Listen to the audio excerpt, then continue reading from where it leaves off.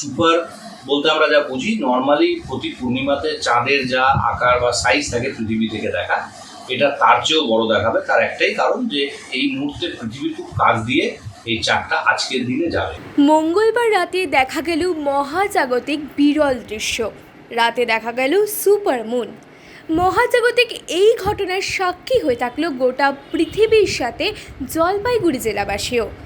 যদিও গতকাল সন্ধ্যার পর থেকেই জেলার বিভিন্ন প্রান্তে বৃষ্টি এবং মেঘে ঢাকা আকাশের কারণে সেই সৌভাগ্য হয়েছিল জেলার কিছু সংখ্যক মানুষের। আর গতকাল রাতে যে সুপার চাঁদ দেখা গেল জলপাইগুড়ির বুক থেকে, তা প্রাকৃতিক বা ভৌগোলিক ঘটনা বলে জানা গিয়েছে। অত্যন্ত বিরল সেই সুপার মুন আগামী 30শে আগস্ট দেখা যাবে বলে জানা গিয়েছে। এবছর আগস্ট মাসে দুটি পূর্ণিমা পড়েছে, 1 আগস্ট তারিখ এবং 30শে আগস্ট তারিখ। আর এই দুটি দিনেই দেখা যাবে সুপার মুন। ঠিক 5 বছর আগে 2018 সালের আগস্ট মাসে এই সুপার মুন দেখা গিয়েছিল।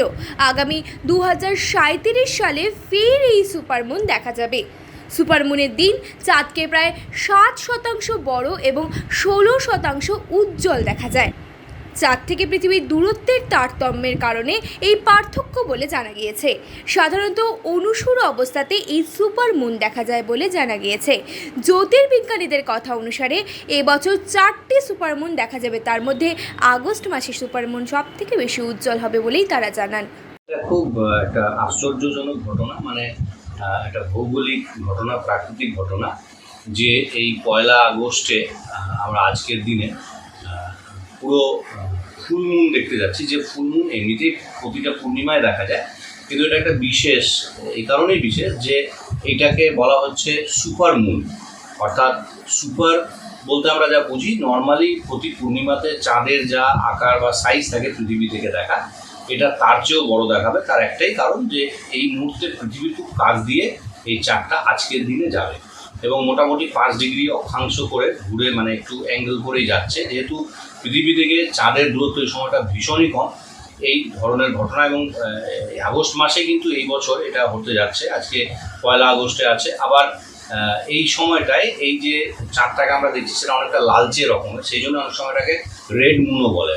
তো এটা অ্যাকচুয়ালি সুপার মুন, বা এটাকে সুপার স্টারজন মুনও বলা হয়। এই জন্যই স্টারজন মুন বলা হয় যে স্টারজন নামে একটা বিরাট বড় মাছ এখনও পাওয়া যায় সমুদ্রে। এটা উত্তর আমেরিকার সমুদ্রে, ওখানে বেশ কিছু এই সময়টায় বেশ কিছুদিন প্রচুর মাছ পাওয়া যায়, স্টারজন মাছ ধরা পড়েছিল, সেই থেকে নামকরণ করা হয়েছে। তো এটা একটা সুপার মুন এবং লাল রঙের বেশিরভাগটা দেখা যাবে এই সময়।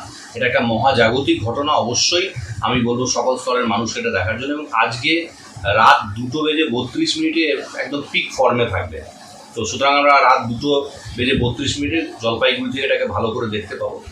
এবং এই ধরনের ঘটনা প্রতি 3 বছর অন্তর হয়, ফলে এটা আবার 2026 সালে হবে।